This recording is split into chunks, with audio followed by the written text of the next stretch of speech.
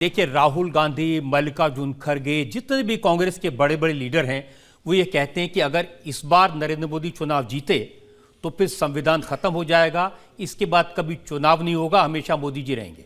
मोदी जी गुजरात के मुख्यमंत्री रहे, हमेशा ये कहते थे ना, मौत का सौदागर क्या करेगा, गुजरात बेस्ट गवर्न स्टेट हो गया। आज 10 साल से प्रधानमंत्री हैं तो भारत की इकोनॉमी 5वीं हो गई। और देखिए, भूलिए नहीं, फ्रांस और इंग्लैंड को छोड़ के आगे निकल गई। आज भारत का बिगेस्ट एफडीआई इन्वेस्टमेंट है, भारत मिलिट्री पावर बन रहा है। आज भारत की बेटियों के प्रयास से चंद्रमा पर चंद्रयान पहुंच रहा है, आपको मालूम है, मंगलयान की बात हो रही है। तो India is becoming a space power, A military power. आज भारत के बच्चे स्पोर्ट्स में कितना बढ़िया कर रहे हैं, देखा है आप लोगों ने, कितना गोल्ड मेडल जीत के आते हैं। तो हर तरफ विकास हो रहा है। तो काम हम करें, यानी मोदी जी की अगुवाई में देश करे, और वोट उनको मिले, कैसे चलेगा, हमको बता दीजिए आप। उनकी प्रॉब्लम ये नहीं है, आप काम करो, उनके बैंक अकाउंट क्यों फ्रीज करते हैं? इलेक्शन के मौके पर कांग्रेस पार्टी के बैंक अकाउंट फ्रीज कर देंगे, और राहुल गांधी कहते हैं हमारे पास पैसे नहीं है रेल का टिकट खरीदने के, 2 रुपए नहीं है। पॉलिटिकल पार्टी का पैसा टैक्स नहीं लगता, लेकिन आपको अपना इनकम टैक्स रिटर्न फाइल करना पड़ता है, और ये बताना पड़ता है कि आपको 20,000 के ऊपर से कितना पैसा चेक से आया और क्या आया, और ऑडिट करके देना पड़ता है, और नहीं दिया आपने तो कार्रवाई होती है। तो Congress party income tax return file करना भूल गई थी। तो इसमें कोई नई बात नहीं है, काफ़ी नंबर 2 पैसा आता है तो ईमानदारी से टैक्स रिटर्न में दिक्कत हो जाती है। तो उनको कार्रवाई की गई, और जो लेट से फाइल हुआ तो उसको उन्होंने सीज कर दिया। तो निचले कोर्ट ने स्टे रिफ्यूज़ कर दिया, कमिश्नर अपील ने स्टे रिफ्यूज़ कर दिया, ITAT ने स्टे रिफ्यूज़ कर दिया, हाई कोर्ट ने स्टे रिफ्यूज़ कर दिया, आज दोबारा रिफ्यूज़ कर दिया। तो भाई, अगर आप गड़बड़ करें, आपको कोर्ट से रिलीफ नहीं मिले, तो क्यों चिल्ला रहे हैं कि आपसे पैसा नहीं है?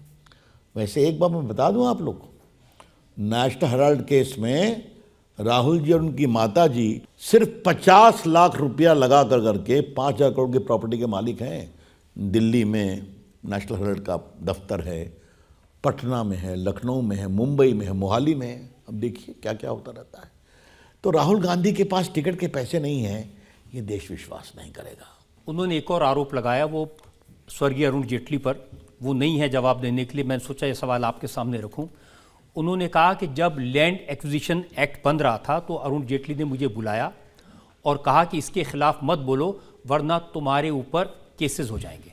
झूठ बोलते हैं राहुल गांधी, और ये बात मैं बहुत जिम्मेदारी से कहना चाहता हूं। राहुल गांधी जी भारत की राजनीति में इस तरह से झूठ बोलते हैं, बाहर जाएंगे क्या बोलेंगे, इंडिया में डेमोक्रेसी नहीं है, बोलते हैं कि नहीं बोलते हैं, फिर यहां भी बोल देते हैं। ऐश्वर्या राय कौन है क्या है छोड़ दीजिए, वो अयोध्या में कहीं दिखाई नहीं पड़ी, वहाँ बोल दिए कि वहाँ वो नाच रही थी। अब हम क्या जवाब दें इसका? तो राहुल गांधी की हर बात को आप इतना क्यों, और मैं क्या बोलूं? चलिए, मैं इलेक्टोरल बॉन्ड पर कांग्रेस पार्टी का सवाल आपके सामने रखता हूं। उन्होंने कैंपेन शुरू किया है, इलेक्टोरल बॉन्ड से बीजेपी माला माल हो गई। देखिए, आरोप बिल्कुल गलत है। इलेक्टोरल बॉन्ड देश की राजनीति में ईमानदार पैसे को लाने की कोशिश थी कि आप जमा करिए पैसा, आप रिजर्व बैंक पर डिटेल्स रखिएगा। वो काफ़ी पार्टियां, सब बीजेपी को भी मिला, कांग्रेस को भी मिला, TMC को मिला, CPI को मिला, CPM को मिला। जो पार्टी को अधिक वोट मिलेगा उसको नोट भी अधिक मिलेगा। मैंने जनसंघ के समय देखा था, लोग घूम घूम करके कि 10-10 रुपया दुकान से लेते थे। आज पार्टी बड़ी हो गई है तो पैसा मिलेगा, लेकिन ईमानदारी से पैसा, ब्लैक मनी खत्म होने का एक बहुत ही सार्थक प्रयास था जो अरुण जेटली ने किया था। अब सुप्रीम कोर्ट ने तोड़ दिया तो अच्छी बात है, हमें उस पर कुछ नहीं कहना है। लेकिन उनका आरोप यह है कि CBI और ED ने जिन लोगों पर रेड की, उन लोगों ने इलेक्टोरल बॉन्ड खरीदे, बीजेपी को दिए। राहुल गांधी की पार्टी को कहाँ कहाँ से पैसा आया सब खोलना शुरू करूँ क्या? ममता जी को पैसा कहाँ से आया सब मैं खोलना शुरू क्या? ये कौन सी बात है भाई? देखिए, राजनीति के स्तर को इस तरह नहीं गिराना चाहिए।